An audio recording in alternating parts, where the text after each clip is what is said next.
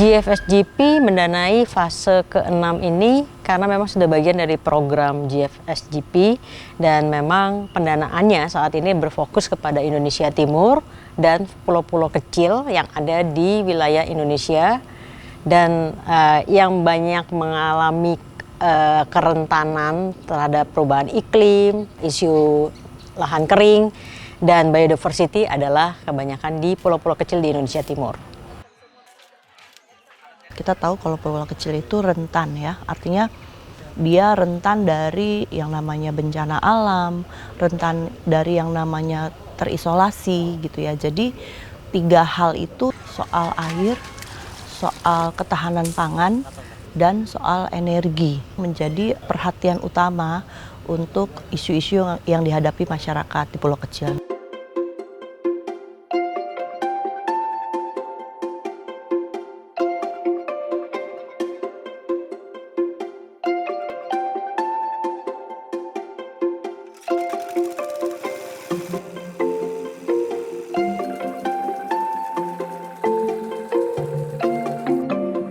Di Semau itu orang makan nasi sejak dulu memang. Secara sejarah, Semau itu memiliki 7 macam padi lokal yang saat ini masih ada di Semau, walaupun tidak dalam jumlah banyak. Yang 3 tahun kemarin betul-betul dikembangkan adalah yang padi hitam. Orang kemudian menyadari bahwa pentingnya mereka mengembangkan padi ini, bahkan bukan hanya untuk dijual, untuk dimakan sendiri, karena rasanya yang enak dan gizinya yang dipercaya lebih banyak gitu dibandingkan beras biasa.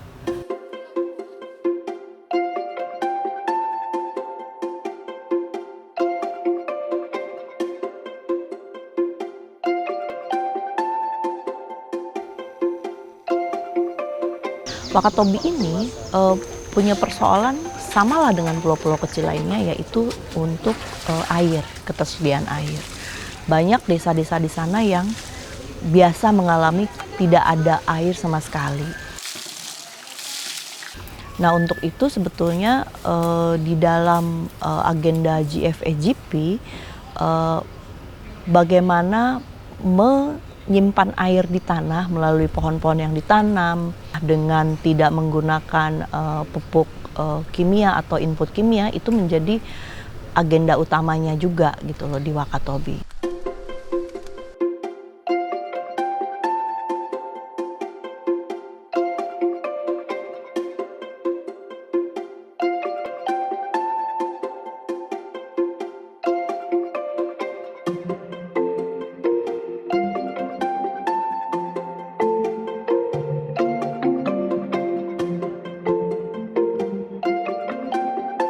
Gorontalo itu menjadi lumbung jagung dari beberapa tahun lalu.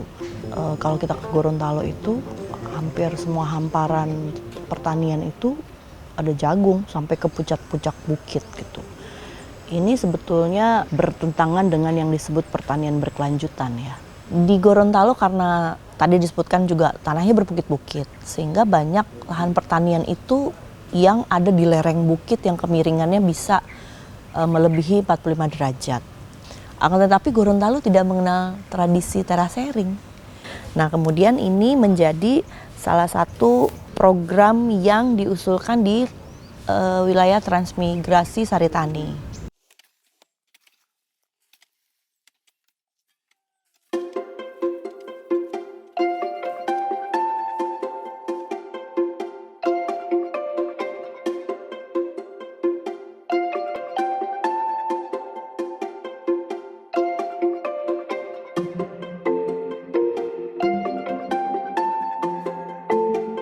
Jadi di Nusa Penida itu orang bisa datang belajar, tapi tidak dalam skala yang luas gitu loh.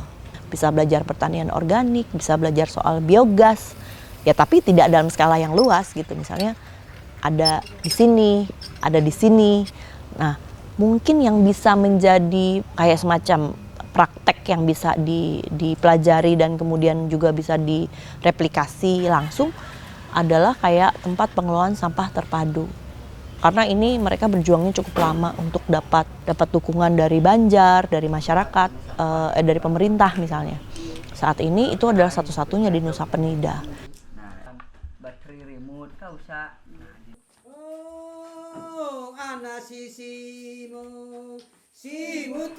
Harapan dari GFSGP setelah fase ke-6 adalah bahwa program ini terus berlanjut walaupun GFSGP-nya sudah selesai mendanai, bahwa memang GFSGP ini hanyalah memberikan dana sebagai pemantik. Kami berharap bahwa pemerintah setempat atau stakeholder lainnya dapat meneruskan kembali program ini bersama masyarakat, atau bahkan masyarakatnya sendiri mempunyai inisiatif-inisiatif untuk terus melanjutkan bahwa ini memang berhubungan dengan kehidupan mereka sehari-hari.